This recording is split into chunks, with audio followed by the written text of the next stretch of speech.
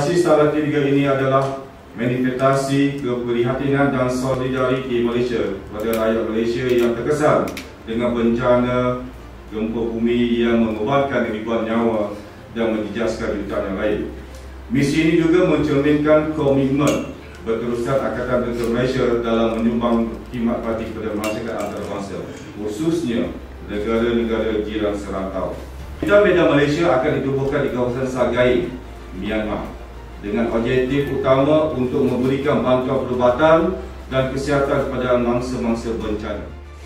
Yang terdiri pada fakta bedah, bedah plastik, ortopedi dan kardus, serta dengan perubatan dan juga anggota-anggota tempatan yang lain, dibantu oleh anggota kejuruteraan dan sokongan bagi membentuk satu hospital medan di kawasan yang telah diberikan kepada kita oleh kerajaan Myanmar. Jadi kita akan diaturkan dan untuk mendirikan hospital medan di kawasan tersebut.